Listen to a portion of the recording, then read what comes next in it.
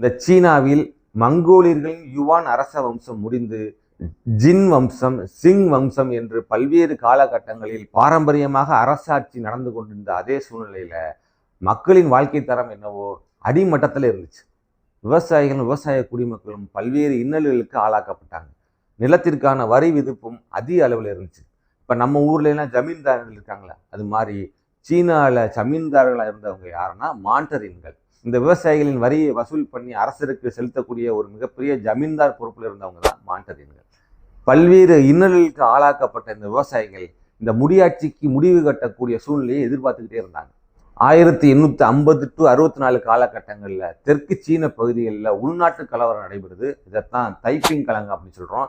அங்கே இருக்கக்கூடிய அங் கியூ சுவான் என்பவரோட தலைமையில் கிறிஸ்துவ சமயத்துக்கு மாற்றப்படக்கூடிய ஒரு சூழ்நிலையை ஏற்படுத்திய ஒரு புரட்சி எதுன்னா அதுதான் தைப்பிங் கலகம். அடுத்து 1880 காலகட்டங்களில் ஏற்படுத்தப்பட்ட அபினி போர்கள் மிகப்பெரிய ஒரு புரட்சியை ஏற்படுத்துச்சு. 1880 காலகட்டங்களில் நடைபெற்ற அபினி போர்கள் மிகப்பெரிய ஒரு வறுமையை இந்த விவசாயிகள்கிட்ட ஏற்படுத்துச்சு. இதை ஆங்கிலோ சீன போர் என்று கூட சொல்லுவாங்க. ஏன்னா இந்த ஆங்கிலேயர்கள் இந்தியாவில் அபினை வளர்த்து சீனாவில் வர்த்தகம் பண்ணுறதுக்கு சீன அரசாங்கத்தை வற்புறுத்துறாங்க. இது எப்படி இருக்கு பார்த்தீங்களா? நம்ம மனசில் என்ன நினைக்கிறோமோ அதை மட்டும் செயல்படுத்தி நம்மளை மூளையை மழுங்கடிக்கக்கூடிய ஒரு மாபெரும் போதைப் பொருள் தான் இந்த அபின். இந்த அபின் செடியை இந்தியாவில் வளர்த்து சீனாவில் வர்த்தகம் பண்ணுறதுக்கு சீன துறைமுகங்களை திறந்து விடணும்னு சொல்லி சீன அரசர்களை வற்புறுத்துறாங்க. இந்த அபின் வர்த்தகத்தை சீன அரசர்கள் ஏற்றுக்கொள்ள மறுக்கிறாங்க. இதை வற்புறுத்தி நடைபெற்ற போர் தான் அபினி போர்கள். சரிங்களா? எப்பொழுதும் போல ஆங்கிலேயர்கள் சீனாவிலையும் வெற்றி பெற்று அபின் வர்த்தகத்திற்காக சீனாவில் இருக்கக்கூடிய துறைமுகங்களை எல்லாம் திறந்து விடுறாங்க. இந்த மாதிரியான நிகழ்வுகள் மக்களின் மனதில் வலுவாக பதிந்திருக்கு. இதுவும் அரசருக்கு எதிரான ஒரு மனநிலையை அங்கே ஏற்படுத்தும். சரிங்களா?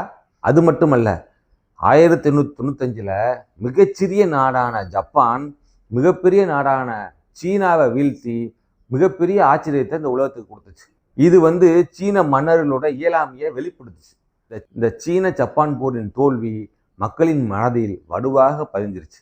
இப்படி அடுத்தடுத்து சீன மன்னர்களுக்கு எதிராக மக்கள் திரண்டெழுகக்கூடிய சூழ்நிலை ஏற்பட்டுச்சு. இது மட்டும் இல்லாமல் அங்கே இருக்கக்கூடிய அறிவு ஜீவிகள் எல்லாம் சேர்ந்து மன்னருக்கு எதிராக போர்க்குடி தூக்கி 100 நாள் சீர்திருத்தத்தை செயல்படுத்தணும் அப்படின்னு வலியுறுத்துறாங்க. அங்கே இருக்கக்கூடிய அறிவு ஜீவிகளின் கருத்துக்கு உட்பட்டு அங்கே இருக்கக்கூடிய சிறு வயது பேரரசராக இருக்கவர் இந்த 100 நாள் சீர்திருத்தத்தை செயல்படுத்தணும்னு நினைக்கிறார். அங்கே இருக்கக்கூடிய பேரரசி சூசி என்பவர் இதற்கும் எதிர்ப்பு தெரிவிக்கிறாங்க. பேரரசரை சிறையில் தள்ளி மறுபடியும் பழமைவாதத்துக்கே போயிடுறாங்க. இதுவும் மக்களின் மனதில் வலுவாக பதிஞ்சுக்கிட்டு இருக்கு. இப்படி பாரம்பரியமாக ஆட்சி செஞ்ச இந்த மஞ்சு வம்சம் எப்பொழுது சிதைவுற்றது என்றால் 1908 பேரரசின் பாதுகாவலராக இருந்த பேரரசி தாவேகரின் மரணம் தான். பேரரசி தாவேகரின் மரணத்துக்கு அப்புறம் பேரரசின் அரசராக 2 வயதேயான பாலகர் தான் பொறுப்புக்கு வராரு. இந்த மாகாண பிரதிநிதிகள்லாம் அரசர் 2 வயதேயான பாலகர் தானே, இவருக்கு ஏன் நம்ம அடிமைப்பட்டு இருக்கோம்னு சொல்லி அங்க இருக்கக்கூடிய மாகாண ஆளுநர்கள் எல்லாருமே தன்னை சுதந்திர அரசர்களாக அறிவிச்சுக்கிறாங்க. அப்படி மாகாணங்கள்ல நடுத்தர வர்க்கத்திலிருந்து ஒரு மனிதன் எழுந்து வந்தான்.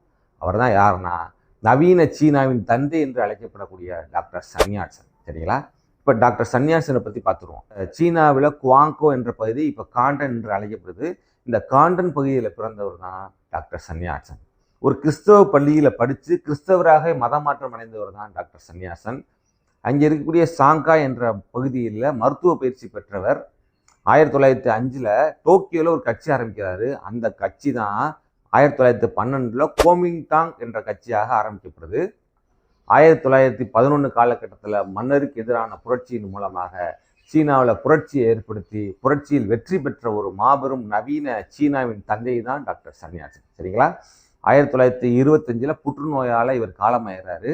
இவர் ஏற்படுத்தி இந்த கோமிண்டாங் கட்சிக்கு அடுத்த தலைவராக ஆனவர் தான் ஷாங்கே சேக். 1911 சீன குடியரசின் தற்காலிக தலைவராக பதவிக்கு வர்றாரு. இப்படிப்பட்ட காலகட்டத்தில் சீனாவின் தத்துவ மேதை என்று அழைக்கப்படக்கூடிய கன்ஃபியூசியஸின் தத்துவங்கள் புறந்தள்ளப்பட்டு 1917 ஏற்படுத்தப்பட்ட ரஷ்ய புரட்சியின் விளைவுகள் சீனாவில் எதிரொலிக்குது. சீன மக்களின் மனதில் இந்த ரஷ்ய புரட்சியானது ஒரு மிகப்பெரிய மாற்றத்தை ஏற்படுத்திடுச்சு. ரஷ்யாவின் மாபெரும் சிந்தனையாளர்களான மார்க்கஸ் லெனின் போன்றவர்களோட கம்யூனிச சிந்தனைகள் சீனா முழுவதும் எதிரொலிக்குது. அதனால கம்யூனிஸ்ட் சிந்தனை வளர்ந்தனால 1918 பீஜிங் பல்கலைக்கழகத்தில் இந்த கம்யூனிசத்தை கற்றுத்தர்றதுக்குன்னே ஒரு அமைப்பு ஏற்படுத்தப்படுது. அப்படி அதில் கலந்து கொண்ட ஒரு மாபெரும் தலைவர் தான் மாவோ என்று அழைக்கப்படக்கூடிய மா சேத்துங். சரிங்களா? டாக்டர் சன்யான்சன் இறந்த பிறகு ஏற்படுத்தப்பட்ட இந்த கோமிண்டாங் கட்சியின் தலைவராக பொறுப்புக்கு வந்த ஷாங்கே சேக் மாவோவோட பொது உடைமை சிந்தனைகளுக்கு மறுப்பு தெரிவிக்கிறார். அதனால சீனாவில் பொது உடைமைவாதிகளை கட்டுக்குள்ளே வச்சுக்கணும்னு ஷாங்கே சேக் நினைக்கிறார். ஆனால் சீனாவில் இருக்கக்கூடிய பெரும்பான்மையான மக்களின் மனது என்னவோ கம்யூனிசத்தை தான் நாடுது. இந்த பொது உடைமை கட்சிக்கு தலைவர்களாக சூயன் லாயும் மாவோ என்று அழைக்கப்படக்கூடிய மாசேத்துங்கு விளங்குறாங்க. இந்த பொது உடைமைவாதிகளை கட்டுக்குள்ளே வச்சுக்கிறதுக்காக பல்வேறு கட்டமைப்புகளை ஏற்படுத்தி பொது உடைமைவாதிகளை கட்டுக்குள்ளே வைக்கிறதுக்காக ஷாங்கே சேக் முயற்சிக்கிறாரு. சீனாவின் பொது உடைமை சிந்தனை கொண்ட பல்வேறு இராணுவத்தினர்களும் பல்வேறு விவசாயிகளும் காடுகளில் பதுங்கி கிட்டத்தட்ட 7 ஆண்டுகளாக பொது உடைமைவாதிகள் பல்வேறு காலகட்டங்களில் மிகப்பெரிய செல்வாக்குடன் வளர்ந்து வர்றாங்க. இந்த பொது உடைமைவாதிகளை கட்டுக்குள்ளே வைக்கிறதுக்கு ஷாங்கே சேக் நடவடிக்கை எடுக்கலாம்னு நினைக்கும் போத ஜப்பான் சீனாவோட மஞ்சூரிய பகுதியில் ஆக்கிரமிக்க நினைக்குது. அதனால ஷாங்கே சேக் ஜப்பானை கட்டுக்குள்ளே வைக்கிறதுக்கான முயற்சி எடுக்கிறதுனால இந்த பொது உடைமைவாதிகள் மேலே அவங்களால நடவடிக்கை எடுக்க முடியல. காடுகளில் பதுங்கி இருந்த பொது உடைமைவாதிகள் பல்வேறு எண்ணிக்கையில் பெருகி 1934 காலகட்டத்தில் தெற்கு ஹூனான் பகுதியிலிருந்து வெளியில் பொது உடைமையை வளர்க்கணும்னு நினைக்கிறாரு மாவோ. 1934 மாபெரும் எழுச்சியோடு மிகப்பெரிய ஒரு நீண்ட பயணத்துக்கு ஏற்பாடு செய்கிறாரு மாவோ. இது வரலாற்று சிறப்புமிக்க ஒரு நிகழ்வாக மாறுது. 1,00,000க்கும் மேற்பட்ட பொது உடைமைவாதிகள் விவசாயிகளும் இராணுவத்தினரும் மாவோவின் தலைமையில் அணிவகுத்து செல்றாங்க. இதில் 20,000 மக்கள் 6,000 மைல் கடந்து வடக்கு ஹூனான் பகுதியில் அடைகிறாங்க. இந்த அணிவகுப்பு நிறைவாக வடக்கு சைனிக் பகுதியில் அடையுது. இந்த நடைபயணம் மூலமாக சீனாவில் இருக்கக்கூடிய பொது உடைமைவாதிகளின் தலைவராக மாவோ தேர்ந்தெடுக்கப்படுகிறார். அதனால் 1937 1 கோடி பொது உடைமைவாதிகளின் தலைவராக மாவோ தேர்ந்தெடுக்கப்படுகிறாரு. இப்படி தலைவராக மாவோ ஆனாலும் கூட சீனாவின் பகுதியான மஞ்சூரியாவை ஜப்பான் ஆக்கிரமிச்சுக்கிட்டு இருக்கனால உடனடியாக நம்ம பொறுப்புக்கு வந்தால் நம்ம அந்த படையை நடத்தணும் அப்படின்றதுக்காக ஷாங்கே சேக்கே பதவியில் தொடரட்டும் அப்படின்னு கொஞ்சம் பொறுமை காக்கிறார் மாவோ. அதனால் ஷாங்கே சேக்கும் மாவோவோட பொது உடைமை கட்சி மேலே நடவடிக்கை எடுக்காமல் கொஞ்சம் தாமதிச்சுக்கிட்டு இருக்காரு ஷாங்கே சேக். இந்த காலகட்டத்தை நல்லா நோட் பண்ணணும். 1939 இந்த 1939 to 45 காலகட்டங்களில் 2ஆம் உலகப் போர் நிறைவில் ஜப்பான் படுதோல்வி அடையுது.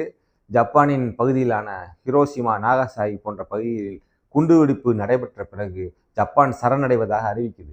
இதனால் ஜப்பான் ஆக்கிரமிச்சிருந்த சீன பகுதியில் கைப்பற்றுவதற்காக ஷாங்கே சேக்கின் கோமிண்டாங் கட்சியும் மாவோவோட கம்யூனிஸ்ட் கட்சியும் அந்த பகுதியில் ஆக்கிரமிக்க நினைக்கிறாங்க. ஜப்பான் ஆக்கிரமித்த சீன பகுதிகளை எல்லாம் விடுவிச்சு ஷாங்கே சேக் வெற்றி பெறாரு. ஆனாலும் மக்களின் மனதை வெற்றி பெற்றவர் என்னவோ மாவோ தான். 1949 மக்கள் பிரதிநிதித்துவ மாநாடு நடக்குது.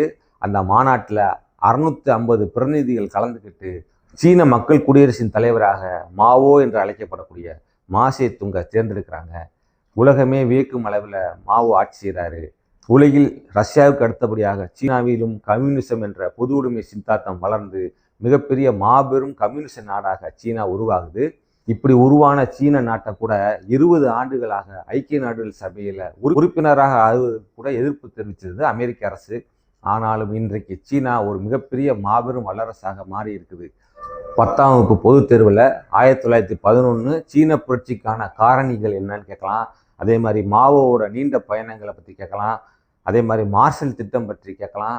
இறுதியில் மக்கள் அரசியல் கலந்தாய்வு மாநாடு எங்கே நடைபெற்றது என்பது போன்ற முக்கியமான கொஸ்டின்ஸ்லாம் இந்த பாடத்திலிருந்து கேட்க வாய்ப்பு இருக்குது. அதனால் 10ஆம் வகுப்பு மாணவர்கள் இந்த காணொலியை தெளிவாக பார்த்தாலே சிறப்பான விடை எழுதி எல்லோரும் சேர்த்து பெறலாம். சரிங்களா? முடியாட்சிக்கு முடிவு கட்டிய சீன புரட்சியின் தெளிவான பார்வையை இந்த காணொலியில் நம்ம பார்த்துட்டோம். அடுத்த காணொலியில் மீட்போம். சரிங்களா?